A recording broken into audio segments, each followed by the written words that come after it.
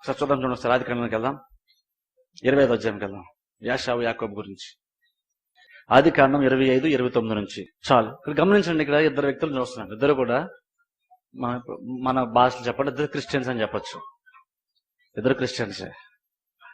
ఒక వ్యక్తి ఆల్రెడీ ఆశీర్వాదాన్ని పొందుకున్నటువంటి వ్యక్తి, మరో వ్యక్తి ఇంకా ఆశీర్వాదం కొరకు ఎదురు చూస్తున్న వ్యక్తి. ఒక వ్యక్తి ఆశీర్వాదాన్ని పొందుకున్నాడు, కానీ దాని వాల్యూ ఆయనకి తెలీదు. ఒక ఆయన దగ్గర అది లేదు, కానీ దాని వాల్యూ ఆయనకి తెలుసు. ఇప్పుడు చూడండి, ఇందులో జీవితం ఏంటంటే వాక్యం అనే బండ మీద కట్టుకోకపోతే ఎలా ఉంటుందో చెప్తున్నాను. ఇద్దరు దేవుని చేత ఏర్పాటు చేయబడినటువంటి వ్యక్తి ద్వారా గర్భాన్ని జన్మించినటువంటి వాళ్ళిద్దరు కూడా. ఒక ఆయనకేమో ఆశీర్వాదానికి విలువ తెలుసు, జ్యేష్ఠతోకి విలువ తెలుసు, కానీ ఆయన దగ్గర తెలియదు. ఒక ఆయనకేమో దాని విలువ తెలియదు, కానీ తన దగ్గర ఉంది. ఇప్పుడు చూడండి, ఇసుక మీద కట్టుకుంటే ఏంటో తెలుసా, బండ మీద కట్టబడితే అంటే వాక్యం దాని ప్రకారం ప్రవర్తించేటువంటి వాళ్ళు ఏంటంటే వాళ్ళ బిహేవియర్లో కానీ, వాళ్ళ క్యారెక్టర్లో కానీ, వాళ్ళ స్వభావంలో కానీ, వాళ్ళు ఇచ్చేటువంటి వాల్యూస్లో కానీ మార్పు ఆటోమేటిక్గా వస్తుంది. ఎందుకంటే వాళ్ళు జస్ట్ ఈ రోజు కాదు, ఎప్పటి నుండో వాక్యాన్ని ఉంటున్నారు. వాళ్ళ జీవితం ఆల్రెడీ దేవుడు వాక్యం ద్వారా వాళ్ళని మోల్డ్ చేశాడు. కుమ్మరి ఎలాగైతే ఆ చక్రం మీద పెట్టి ఆ మంచి విలువైన పాత్రగా తయారు చేయడానికి కుమ్మరి వాడు ప్రయత్నం చేస్తుంటాడో, అలాగే దేవుడు వాక్యంను ఉపయోగించి మన వ్యక్తుల యొక్క జీవితాలను, తన బిడ్డల యొక్క జీవితాలను మలిచే ప్రయత్నం దేవుడు చేస్తున్నాడు. ఈ రోజు దేవుడు మలుస్తున్నప్పుడు అది విలువైన కనబడకపోవచ్చు, కానీ యాక్చువల్గా దేవుడు ఒక విలువైన దాన్ని రూపాన్ని దృష్టిలో పెట్టుకొని దేవుడు ఈ రోజు నా చేతులతో వ్యక్తి యొక్క జీవితాన్ని దేవుడు మలిచే ప్రయత్నం చేస్తున్నాడు. ఇప్పుడు ఏంటంటే మనం అలవాటు పడకుండా, మార్చడానికి కష్టపడకుండా కనుక ఏదో ఒకటి పొందుకోవాలనుకుంటే, లేదా పొందుకుంటే దానివల్ల కష్టం ప్రాబ్లం వస్తుంది. వ్యక్తికి పొందుకున్నటువంటి వ్యక్తి, ఆశీర్వాదం పొందుకున్నటువంటి వ్యక్తి ఆ స్వభావం లేదు ఆయనకి. అందుకని దాని వాల్యూ తెలియదు, ఉంది కానీ దాని వాల్యూ తెలియదు. అందుకనే చిన్నదానికే దాన్ని అమ్మేసుకున్నాడు. మరొక ఆయన దాని వాల్యూ తెలుసు, కానీ ఎలా సంపాదించుకోవాలో తెలియదు.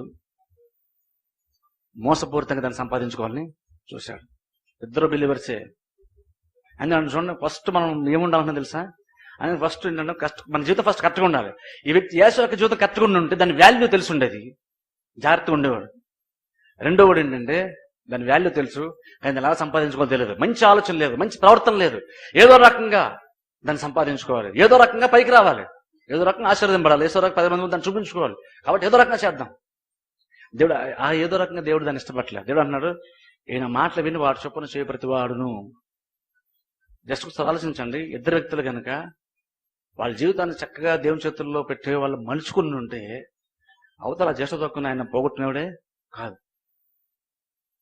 ఇప్పుడు చాలా మంది ఏంటంటే ఉంటుంది, కానీ దాన్ని పోగొట్టుకుంటారు. కారణం ఏంటో తెలుసా, వాళ్ళ జీవితం పునాది మీద లేదు కాబట్టి ఎప్పటికైనా సరే అది పడిపోతుంది. కొంతమంది దగ్గర లేదు, కానీ దాన్ని సంపాదించుకోవాలనుకుంటారు, జీవితంలో పైకి రావాలనుకుంటారు. దాని వరకు వాక్యమైన బండ మీద జీవితం కట్టుకోలేదు కాబట్టి. అంటే అర్థం ఏంటంటే ప్రతిరోజు దేవుడు చెప్పినట్టు వాళ్ళ జీవితాన్ని మలుచుకోలేదు కాబట్టి, వాళ్ళ మంచి స్వభావం లేదు, మంచి ఆలోచన లేవు. కాబట్టి ఏం చేస్తారంటే ఏదో రకంగా దాన్ని సంపాదించుకోవాలి. కాబట్టి మోసం దాన్ని సంపాదించుకోవాలి. కాబట్టి ఏంటంటే మోసం చేసి సంపాదించుకోవడానికి చూశాడు. గమనించండి, చాలా మంది బిలీవర్స్ అలాగే ఉంటారు. అందుకే అంటాను, ముందు ఆశీర్వాదాల కోసం ముందు మీరు ప్రయాసపడకండి. ఆశీర్వాదాల కోసం కాదు, అది రేపు వచ్చిన తర్వాత మీరు కనుక పునాది మీద కనుక మీరు కట్టుకోకపోతే రేపు ఎలాగైనా సరే వచ్చినా సరే మీరు పడిపోతారు అని ఫస్ట్ చెప్తాను. అది సంపాదించుకోవడం కోసం ఆలోచించకండి, వాళ్ళని వీళ్ళు చూసి సంపాదించుకోవడం కోసం ఆలోచిస్తూ ముందు మీరు ఏం చేస్తా, నేను నా జీవితాన్ని బండ మీద నా జీవితాన్ని కట్టుకుంటాను. అప్పుడు దేవుడిని ఆశీర్వదించినప్పుడు ఆ ధనం చూసి నేను గర్వించను, ఆ ధనము చూసి నేను మోసపోను, ఆ ధనాన్ని ఎక్కువ ప్రాముఖ్యతని ఇవ్వను. ఎందుకంటే ఆల్రెడీ అది రాకముందే నా జీవితాన్ని నేను మార్చుకున్నాను. ఆల్రెడీ రాకముందే నేను దేవుని యొక్క రాజ్యనీతిని మొదలు వెతికాను. ప్రతిరోజు వాక్య ప్రకారం నేను మారాను. కాబట్టి ఇప్పుడు రేపు దేవుడు నాకు ధనం ఇచ్చినా లేదా ఇంకేది ఇచ్చినా సరే అది వచ్చి నా మైండ్ని పాడు చేయదు, అది వచ్చి నా జీవితాన్ని పాడు చేయదు. ఎందుకంటే అది రాకముందే నా జీవితాన్ని నేను పునాది బలమైనటువంటి పునాది మీద నా జీవితాన్ని కట్టినాను కాబట్టి నాకు బేస్ ఉంది. ఇప్పుడు అది వచ్చి నన్ను పాడు చేయదు. అది నేను చాలా మంది అందుకే చూడండి, చాలా మంది విశ్వాసాలు ఆశీర్వదం పెడతారు, కానీ వాళ్ళ వల్ల ఉపయోగం ఏమి ఉండదు. కానీ ఏంటంటే వాళ్ళు యాక్చువల్గా పైకి వచ్చారేమో, ఆశీర్వదింపడ్డారేమో, యాక్చువల్ బండ మీద వారి జీవితాన్ని కట్టుకోలేదు. అందుకంటే పొందుకోవడం గురించి కంటే ముందు బండ మీద కట్టుకోవడం గురించి ఆలోచించండి. బండ మీద కట్టబెట్టిన దానిలో మీరు ఆనందించండి, కానీ పొందుకోవడం గురించి మీరు ఎక్కువ ఆలోచించకండి. ఎందుకంటే బండ మీద కట్టుకోకుండా మీరన్నా కావచ్చు, మీ బిడ్డలైనా సరే కావచ్చు, ముందు జీవితాలు బండ మీద కట్టుకోవడం గురించి ఆలోచింపజేయాలి. లేదంటే వాళ్ళు జ్ఞానవంతులు అవుతారు, మంచి ఉద్యోగాలు సంపాదిస్తారు, కానీ ఆ తర్వాత వాళ్ళు పాడైపోతారు. ఎందుకంటే వాళ్ళ జీవితాలకు ఆధారం లేదు కాబట్టి. రేపు చిన్నది వచ్చినప్పుడు వాళ్ళప్పటికి వాళ్ళు ఎలా జీవించాలన్నది పరీక్షలోనికి వస్తుంది, వాళ్ళు పడిపోతారు. వాళ్ళు ఉండుండదు, అలాగే ఉండుండొచ్చు, కానీ వాళ్ళు పడిపోతారు, నష్టపోతారు. అందుకని చూడండి, ఆశీర్వదింపడం కోసం ఎక్కువ ఆలోచించకండి. ఫస్ట్ మన మెయిన్ ప్రయారిటీ ఏంటంటే బండ మీద మన జీవితాన్ని కట్టుకోవడం గురించి ఎక్కువ మనం ఆలోచించాల్సి ఉంటుంది. కానీ చూడండి, అందుకని చూసారు ఇది సులువైన కార్యం కాదు. అందుకని మనకి ఇది ఇష్టం ఉండదు. ఎందుకంటే చాలా మార్చుకోవాల్సి ఉంటుంది. చర్చకొచ్చినప్పుడు పాస్టర్ చెప్పినప్పుడు చాలా మార్చుకోవాల్సి ఉంటుంది. మనకు నచ్చదు, కానీ మార్చుకోవాలి. ఎందుకు మార్చుకోవాలి? పాస్టర్ నచ్చదు కాబట్టి మార్చుకోవాలని కాదు, బైబిల్ చెప్తుంది కాబట్టి మార్చుకోవాల్సి ఉంటుంది. మీరు మార్చుకుంటే నాకు లాభం రాదు, మీరు మార్చుకుంటే మీరు లాభం పొందుకుంటారు. మీరు మారుకుంటే, మీరు వాక్యపరం మీరు ప్రవర్తిస్తే మీ మార్గం మీరు వర్ధిల్ల చేసుకుంటారు. నేను వాక్యం లోబడి నేను దాని ప్రకారం ప్రవర్తిస్తే నా మార్గం నేను వర్ధిల్ల చేసుకుంటాను. మీరు మారితే మీకు ఆశీర్వాదం, నేను మారితే అది నాకు ఆశీర్వాదం. కానీ మీకేం నాకైనా సరే దేవుడు చెప్తున్నాడు మనం ఎలా ఉండాలి, ఏం చేయాలి, ఎలా ప్రవర్తించినటువంటిది దేవుడు మనకు చెప్తున్నాడు. ఎందుకంటే మనం అందరం ఆశీర్వదింపడాలని దేవుడు అనుకుంటున్నాడు. కానీ దేవుడు దానికంటే ఎక్కువ ప్రాముఖ్యత దేవునికి ఇస్తున్నాడంటే ఫస్ట్ మన జీవితాలను మలిచే ప్రయత్నం దేవుడు చేస్తున్నాడు. ఎందుకంటే ఇశ్రాయేలు ప్రజలు దేవుడు చాలా ఇచ్చాడు, కానీ వాళ్ళ జీవితాన్ని మార్చుకోలేదు. ప్రతిరోజు ఒక అద్భుతమే, కానీ వాళ్ళ జీవితాన్ని వాళ్ళు మార్చుకోలేదు. అందుకని అంటున్నాను, ఫస్ట్ జీవితాన్ని మార్చుకోవడం మీద, అంటే వాక్యం విని దాన్ని గైకోవడం మీద ఎక్కువ ఇంట్రెస్ట్ చూపించండి అంటున్నాను. అది కరెక్ట్గా ఉంటే రేపు మీకు ఏది వచ్చినా సరే పెద్ద ప్రాబ్లమే ఉండదు. ఎందుకంటే ఈ జీవితం బండి మీద కట్టబడుతుంది కాబట్టి. అందుకని చూడండి, బండి మీద కట్టబడ్డానికి ఒక ప్రాముఖ్యత ఉంది. అందుకంటే మన కంఫర్ట్ జోన్ డిస్టర్బ్ అవుతుంది ఎప్పుడు ఆలోచించకండి.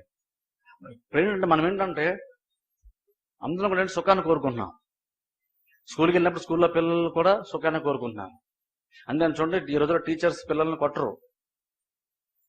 ఈరోజు యాక్చువల్గా టీచర్ కొడితే తప్పు అయిపోతుంది. మేము చిన్నప్పుడు స్కూల్కి వెళ్ళడం అలా లేదు, కొట్టమని చెప్పేవాళ్ళు పేరెంట్స్ టీచర్స్ని. కానీ ఇప్పుడు యాక్చువల్గా టీచర్స్ కూడా కొట్టడం భయపడతారు, ఎందుకంటే పేరెంట్స్ దానికి ఒప్పుకోవట్లేదు. అందుకే చూడండి, ఇంట్లో ప్రాబ్లమ్స్ పిల్లలతో, మన దేశంలో ప్రాబ్లమ్స్, రాష్ట్ర ప్రాబ్లమ్స్, ఇంటర్నేషనల్ ప్రాబ్లమ్స్, స్టూడెంట్స్ పెద్ద ప్రాబ్లమ్స్. ఇప్పుడు ఎందుకు తెలుసా, వాళ్ళు చిన్నప్పుడే ఎలాగైతే వాళ్ళని బెండ్ చేయాలి, అలాగే మోల్డ్ చేయాలి, అలా ఎవరు మోల్డ్ చేయడానికి ఒప్పుకోలేదు. తాత్కాలికంగా వాళ్ళ మీద దెబ్బపడుతుందేమంటే గారాబం చేసి వాళ్ళు సుఖంగా పెంచాం. అరే పెద్దకి వాళ్ళ దారినే మన కష్టాలు. ప్రాబ్లం ఎక్కడ తెలుసా, అక్కడికక్కడ ప్రాబ్లం రాదు, ఎప్పుడో మనమే ఆ ప్రాబ్లంని క్రియేట్ చేసుకున్నాం. మనమే వాళ్ళు టెంపరీగా వాళ్ళ సుఖాన్ని అలవాటు చేసి, మన బిడ్డలు కాబట్టి నేనే కొట్టలేదు, టీచర్ ఎలా కొడతారు, నేనే తిట్టలేదు, వాళ్ళు ఎలా తిడతారు అనుకుంటూ ఎవరి చేతిలో వాళ్ళని పెట్టకుండా, ఎవరి కింద వాళ్ళని పెట్టకుండా మనం వాళ్ళు సుఖంగా గారభంగా పెంచుతున్నాం. వాళ్ళు పెద్ద అయిన తర్వాత వాళ్ళ వల్ల మనకి ఇబ్బంది, సొసైటీకి ఇబ్బంది. ఎందుకంటే ప్రతిరోజు వాళ్ళ క్యారెక్టర్స్ మారట్లేదు, వాళ్ళ స్వభావం మారట్లేదు, ఏది మంచి ఏది చెడు వాళ్ళకి తెలియట్లేదు. అందుకే ఈరోజు చూడండి, పిల్లలు పెద్దవాళ్ళంటే చిన్న వాళ్ళకి గౌరవాలు లేవు ఈ రోజుల్లో. హై పొజిషన్ ఉన్న వాళ్ళంటే కింద ఉన్న వాళ్ళకి లేదు. అయితే ఏంటి, అందరు మనుషులే అంటారు ఈ రోజుల్లో. పై అధికారి వచ్చాడంటే అయితే ఆనేంటి, అధికారి అయితే నాకేంటి అంటారు. వయసులో పెద్ద అనుకోండి, వయసులో పెద్దడైతే నాకేంటి అంటారు. అర్థమైంది తెలుసా? అదేంటంటే అన్నా మనం ఏంటంటే ఎలా ఉండాలో అలాగే ఉంటున్నాం, కానీ మార్చుకోవడానికి ఇష్టపడలేదు. మన బిడ్డలు మనం మార్చుకోవడానికి ఇష్టపడలేదు. ఎప్పుడైతే చూడండి అలా ఉంటామో వాళ్ళ ఆత్మ సంబంధమైన స్వభావం వారిలో ఉండదు. ఎప్పుడైతే ఉండదో వాళ్ళు ఖచ్చితంగా పెద్ద అయ్యాక వాళ్ళ వల్ల మనం చాలా డిస్టర్బ్ అవ్వాల్సి వస్తుంది. ఇప్పుడు తల్లిదండ్రులు అలా ఉంటారు పిల్లల విషయంకి వస్తారు, కానీ మళ్ళీ తల్లిదండ్రులు చర్చకోసం అలాగ ఉంటారు. పాస్టర్ నన్ను ఏమి అన్నోడు, పాస్టర్ నన్ను కరెక్ట్ చేయకూడదు. అప్పుడు ఏమవుతుంది తెలుసా, ప్రాబ్లం మీకే, మీ ఫ్యామిలీకే ప్రాబ్లం, మీ జీవితాలకే ప్రాబ్లం. ఎందుకంటే ఆ టెంపరీగా మనకు ఉండేటువంటి ఆ కంఫర్ట్ జోన్ ఏదో సుఖంగా ఉండేటువంటి ఆ స్థితిని అది డిస్టర్బ్ అయినా ఉండి దేవుడు ఒక్కోసారి ఒక స్థితిని ఇంకో స్థితి నడిపించేటప్పుడు నీకున్నటువంటి ఆ సుఖాన్ని తీసుకోవడం దేవుడు ఇష్టపడుతుంది. ఎందుకంటే తీస్తే నువ్వు బయటికి రావు, నువ్వు బయటకు వస్తే నువ్వు ముందుకు కొనసాగలేవు. ముందుకు కొనసాగాలంటే ఖచ్చితంగా వెనకాల ఏదో ఒకటి నేను వెంటాడుతూనే అందుకని చూడండి, జీవిత ఆశీర్వాదాల కొరకు ఎక్కువ ప్రయాసపడకండి. ఫస్ట్ మనల్ని మార్చుకోవడానికి ఆలోచించండి. నేను దేవుడు కూడా ఫస్ట్ ప్రయారిటీ దానికి ఇస్తున్నాడు. అందుకనే ఆశీర్వాదం పొందిన సంతోషించడం కాదు, మిమ్మల్ని మార్చుకునేటప్పుడు సంతోషించండి. నేను మారుతున్నాను అన్నది దృష్టిలో పెట్టుకుని మీరు నిజంగా మారుతున్నాను కాబట్టి అని సంతోషపడండి, కానీ ఏదో నాకు కొత్తగా కలిసి వచ్చిందని సంతోషపడకండి. సో బైబిల్లో వాక్యం చూపిస్తుంది, ఎజ్రా గ్రంథంలో నుండి, ఎజ్రా గ్రంథం 3వ అధ్యాయం 10వ వచనం చదవండి దయచేసి ఒకరు. ఎజ్రా గ్రంథం 3వ అధ్యాయం 10వ వచనం చదవండి. ఇక్కడ చూడండి 11వ వచనంలో ఒక లైన్ చదువుతాను, గమనించండి. 4వ లైన్ అక్కడ, మరియు యెహోవా మందిరం యొక్క పునాది వేయబడుట చూచి జనులందరూ గొప్ప శబ్దముతో యెహోవాకు స్తోత్రము చేసిరి. మరి ఇక్కడ చూడండి, ఇశ్రాయేలు ప్రజలు చెరపట్టబడి మరలా తిరిగి యెరూషలేమునకు వచ్చిన తర్వాత చాలా సంవత్సరాల తర్వాత వాళ్ళ మరి సొంత ప్లేస్కి వచ్చేది. వాళ్ళు పాడిపడిన మందిరాన్ని మరలా కట్టే ప్రయత్నం చేశారు. వాళ్ళు శత్రువు వచ్చేది అంతనే పాడు చేశారు. ఇప్పుడు మరలా దాన్ని కడుతున్నారు. వాళ్ళు ఏం చేశారు తెలుసు? ఆశ్చర్యం కలిసే విషయం ఏంటంటే వాళ్ళు ఇంకా బిల్డింగ్ కంప్లీట్ చేయలేదు, దేవుని యొక్క మందిరాన్ని ఇంకా కట్టలేదు, దేవుడు అందులోకి వచ్చి నివాసం చేయలేదు, నిబంధన మనసు ఇంకా అందులోనికి రాలేదు. కానీ వాళ్ళు ఒక విషయమే సంతోషించారు. వాళ్ళు అదేం దశ మనకు క్లియర్ ఉంది. దేవుని మందిరమునకు పునాది వేయబడినప్పుడే దాన్ని ఎంతగానో సంతోషించి దేవుని వాళ్ళు స్తుతించారంట. ఇప్పుడు చూడండి, దాన్ని ఒకసారి ఆలోచించండి.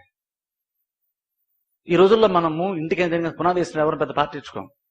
ఎవరు వచ్చి పునాదిని ఎవరు మెచ్చుకోరు. పునాది బ్రహ్మాండంగా వేసిన పునాదిని ఎవరు మెచ్చుకోరు. బిల్డింగ్ ని ఎలివేషన్ ని మెచ్చుకుంటారు కానీ పునాదిని ఎవరు మెచ్చుకోరు. ఎందుకంటే ఈ రోజుల్లో మనందరూ ఏంటంటే సూపర్ఫిషియల్ గా పైన కనబడేదానికే ఎక్కువ ప్రయారిటీ ఇస్తున్నాం కానీ అసలు ఏది నిజంగా విలువైనదో దాన్ని ఎవరు ఈ రోజున ప్రాధాన్యతని ఇవ్వట్లేదు. అలాంటి రోజుల్లో మనం ఉన్నాం. అందుకే ఒకసారి ఏంటంటే ఉన్నటువంటి ప్రపంచ ధర్మం చొప్పులు వెళ్తే అసలు మన జీవితాలు మనమే మోసం చేసుకుంటున్నాం ఒక్కొక్కసారి. ఎందుకంటే అందరూ కనిపించడానికి వాల్యూ చేస్తున్నారు కాబట్టి మనం కూడా కనిపించడానికి కూడా చూస్తున్నాం తప్ప మన జీవితాన్ని కట్టుకోవడానికి ఎవరు ఆలోచించట్లేదు. ఎందుకంటే కట్టినటువంటిది ఎవరికి కనబడేది కాదు. అది నేను రోజు వాక్యం వినిన తర్వాత ఇంటికి వెళ్ళిన తర్వాత వాక్యం ఇలా ఉంది కాబట్టి నేను విషయాలు మార్చుకోగలని తెలిసి ఇంట్లో కూర్చున్నప్పుడు ఎవరికి తెలియదు, కానీ నేను ఇక్కడ నుండి అలా ప్రవర్తించను అని మార్చుకుంటా చూసారు. అది ఎవరికి తెలియదు. అది ఎవరు తెలియదు కాబట్టి ఎవరు దాని గురించి మాట్లాడు, ఎవరు దాన్ని మెచ్చుకోరు. కాబట్టి ఇప్పుడు మనం ఆటోమేటిక్గా ఎటుమళ్ళు అవుతామంటే ఎవరైతే మెచ్చుకుంటారో వాళ్ళు మెచ్చుకునేది ఎక్కువ చేయడానికి ఇష్టపడతాం కానీ మనకేది మేలు చేస్తుందో దాన్ని చేయడానికి మనం ఇష్టపడం. ఎందుకంటే మన మైండ్ ఎప్పుడు కూడా దాని ఆ సాటిస్ఫాక్షన్ కోరుతుంది. నేను పని చేస్తాను, మనుషులను మెచ్చుకుంటే నేను చేయడానికి ఇష్టపడతాను. మనుషులు కనబడకుండా సీక్రెట్ ఉండేది కానీ నాకు నా జీవితాన్ని కట్టేది నేను చేయడానికి ఇష్టపడను. ఎందుకంటే నాకు ఇమ్మీడియట్ రెస్పాన్స్ నాకు అది రాదు. ఇమ్మీడియట్ నన్ను ఎవరు మెచ్చుకున్నా లేరు, ఇమ్మీడియట్ గా నా గురించి గొప్పగా చెప్పేవాళ్ళు లేరు.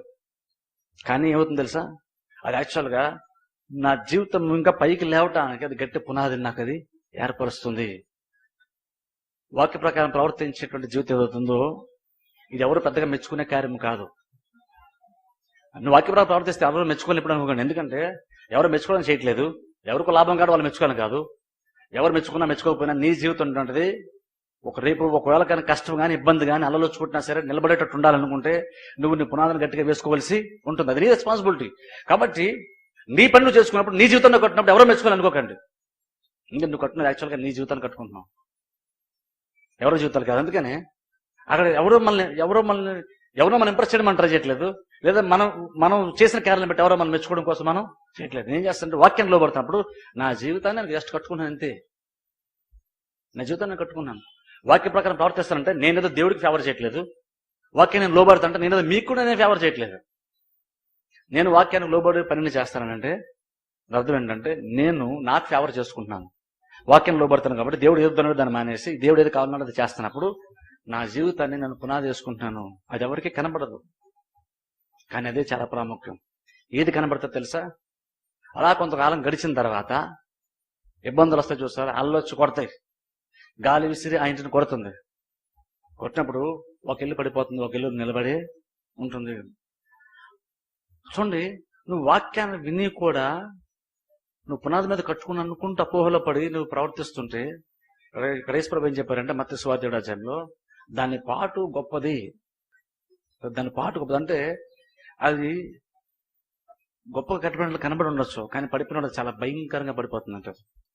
భయంకరంగా అంటే ఇంక బహుశా మళ్ళీ తిరిగి లేస్తుందో లేని స్థితిలో అది పడిపోతుంది అంటారు. దాని పాటు గొప్పది. సరే, కట్టినప్పుడు ఎవరు దాని గురించి మాట్లాడలేదు కానీ పడిపోయినప్పుడు చాలా భయంకరంగా పడిపోయింది అని చెప్పుకుంటారు. ఎందుకంటే అది ఇసుక మీద కట్టబడింది కాబట్టి. ఇసుక మీద కట్టబడడానికి బండ మీద కట్టబడే వ్యత్యాసం ఏంటంటే వాక్యం విని దాని ప్రకారం ప్రవర్తించేవాడు బండ మీద తల్లి కట్టుకున్న బుద్ధిమంతుని పోలింటును. చూడండి, మనందరం బుద్ధిమంతులాగా ఉండాలి. అంటే ఏంటంటే వాక్యాన్ని విని వాక్య ప్రకారము ప్రవర్తించాలి. వాక్యాన్ని మనం గైకుని వారిగా మనం ఉండాల్సి ఉంటుంది. ఇది ఎవరి కోసం మనం చేయట్లేదు. ఇది నా జీవితాన్ని నేను కట్టుకుంటున్నాను, నా కుటుంబాన్ని నేను కట్టుకుంటున్నాను, జస్ట్ అంతే. దేవుడు అందుకని చూడండి, ప్రభు నాకు ఇది కావాలి, నాకు అది కావాలి ప్రభు అంటే దేవుడు ఫస్ట్ నేను మార్చే ప్రయత్నం చేస్తాను అన్నాడు. చూడండి, దేవుడికి కష్టమైన పని అంటే తెలుసు, మనం ఆచరించడం పెద్ద కష్టమైన పని కాదు. మన యొక్క జీవితాన్ని మార్చడమే దేవునికి ఇబ్బందికరమైన పరిస్థితి.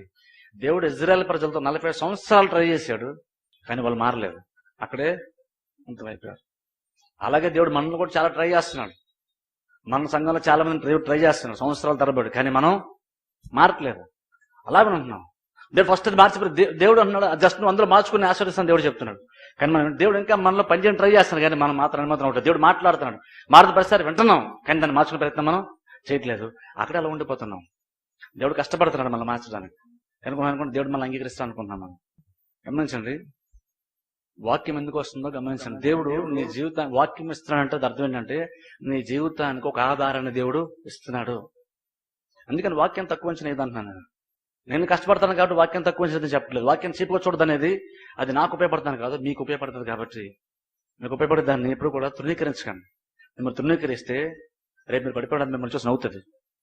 మిమ్మల్ని చూసి నవ్వుతుందండి. బైబిల్ చెప్తుంది జ్ఞానం మనం తృణీకరిస్తే నువ్వు పడిపోయినప్పుడు అది నీ చూసి నవ్వుతుందంట.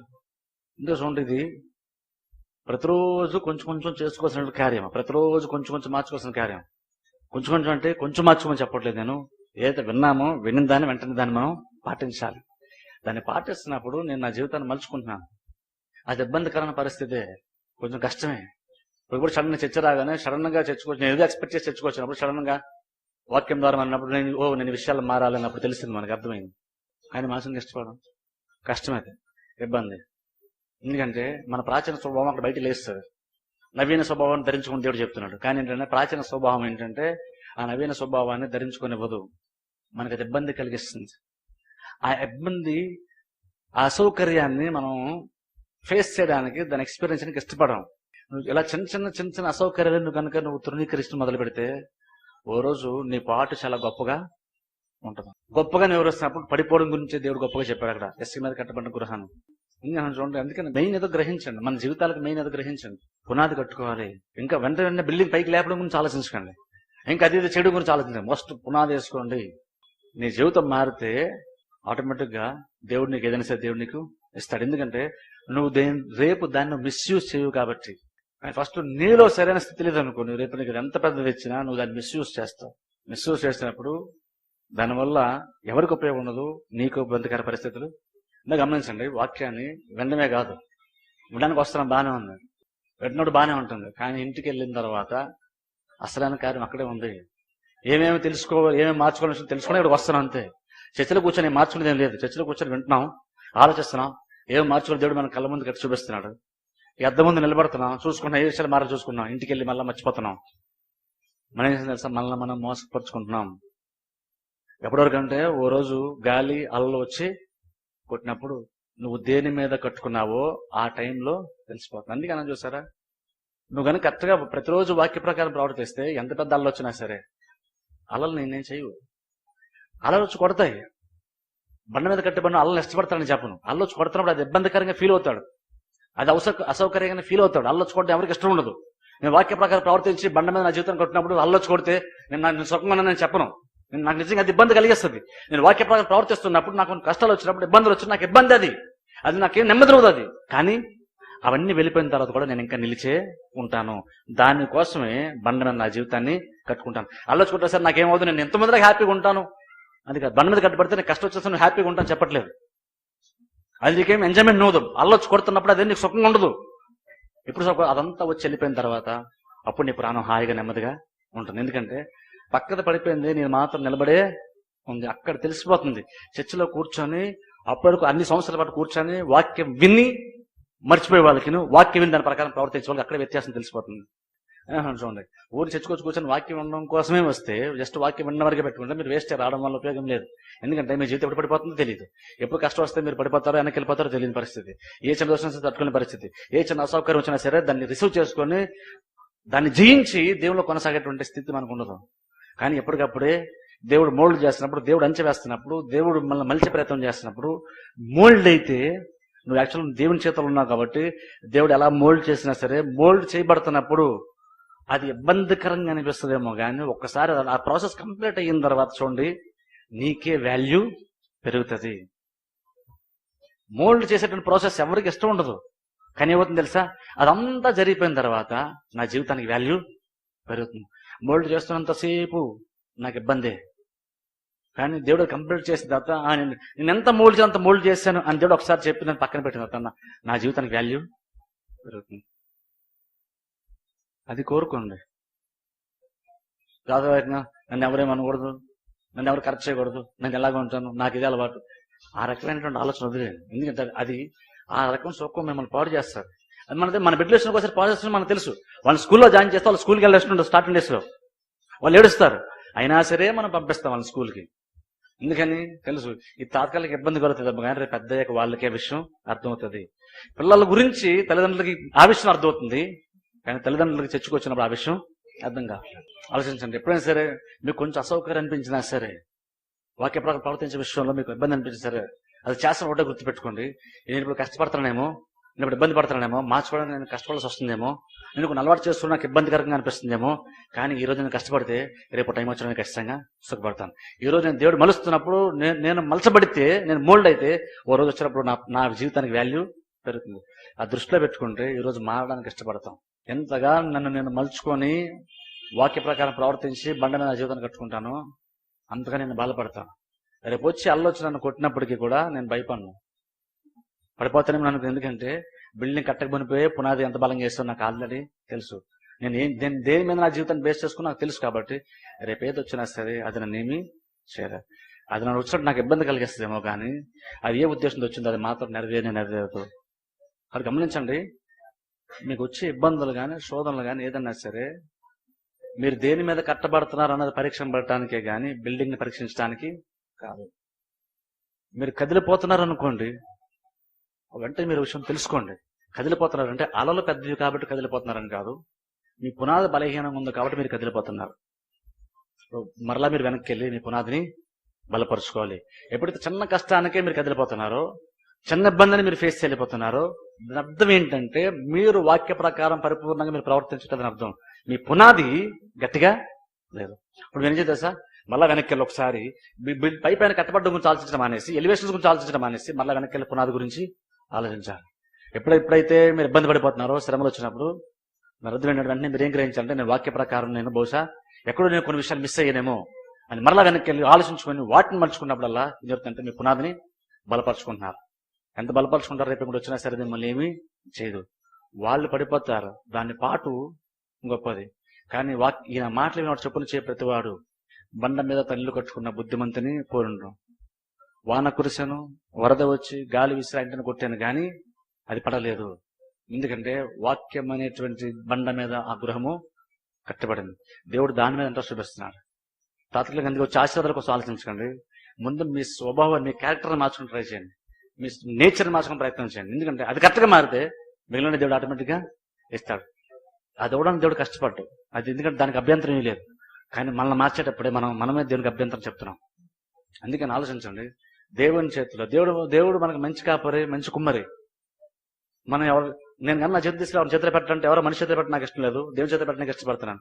ఆ దేవుడు ఏం చెప్పినా సరే అది కష్టమైన నష్టమైనా సరే అది చేయడానికి ముందుకు వెళ్ళినప్పుడు అది తాత్కాలిక ఇబ్బంది కలిగించేమో, కానీ చేసిన తర్వాత నేను చాలా సుఖపడతాను.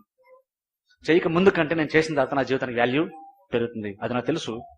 అందుకని కొంచెం అసౌకర్యం ఫీల్ అయినా సరే, ఇబ్బంది అనిపించినా సరే, just it's matter of time అంటాను చూసారంటే అది కొంతకాలం అలా జరిగితే చాలు, ఆ టైం అయిపోగానే నా వాల్యూ పెరుగుతుంది, నా జీవితానికి ఒక వాల్యూ వస్తుంది. అది గ్రహించినప్పుడు, ఆ విలువను సంపాదించినప్పుడు వాక్యాన్ని విని దాని ప్రకారం చేయండి.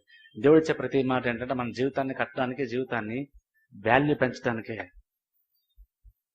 అందుకనే దేని మీద సంతోషపడకండి, దేని గురించి ఎక్కువ ఆలోచించకండి. ఫస్ట్ పునాది వేసుకోవడం గురించి. అలాగైతే ఆ రోజున ఎజ్రా గ్రంథంలో మనం చదివి చూసారో, వాళ్ళు పునాది వేసిన వాళ్ళు సంతోషించారంటే చాలా మంది. ఇంకా కట్టబడి అక్కడ వాళ్ళు యాక్టివిటీస్ చేసేదికే జస్ట్ పునాది వేశారు వాళ్ళు, కానీ దానికి సంతోషించారు. ఎందుకంటే గొప్ప దానికి ఇది ఒక ప్రారంభం అనే విషయం వాళ్ళకి అర్థమైంది. ఇది స్టార్ట్ అయిందంటే కట్టడం ఎంతైనా సరే కట్టుకోవచ్చు. కాబట్టి ఇది జరిగితే బిల్డ్ ఈజీగా అయిపోద్ది, అది వాళ్ళు తెలిసే ఇంకా ఏ కట్టడం రాకమనిపోయి, ఇంకా అక్కడ ఏ యాక్టివిటీస్, ఆత్మ సంబంధం యాక్టివిటీస్ స్టార్ట్ అవ్వక ముందే పునాది కానీ వాళ్ళు సంతోషం కలిగింది. అందరూ కేకలేసి దేవుని స్తుతించారు. అలాగంటున్నాను, మనం కూడా పునాది కట్టుకోవడం ఆనందించండి. అది కరెక్ట్గా సెట్ అయిపోతే జీవితం త్వరగానే మనం కట్టుకోవచ్చు. ఎంత పైకి వెళ్దాం అనుకున్నామో అంత బలంగా పునాది వేసుకోవాలి. ఎంత హెచ్చబడదాం అనుకున్నామో అంతగా తగ్గించుకొని కిందకి వెళ్తే పునాది గట్టిపడుతుంది. నువ్వెంత కిందకి వెళ్ళి నువ్వెంతగా తగ్గించుకొని ఎంతగా దేవుని చేతుల్లో మారి నువ్వు పునాది వేసుకుంటావో దేవుడు దానిపైన అంతగా నీ జీవితాన్ని దేవుడు కడతాడు అని అన్నారు. జస్ట్ వాక్యం ఉన్నాను కాదు, విని దాని ప్రకారం ప్రవర్తించాలి. ప్రార్థన చేసుకో.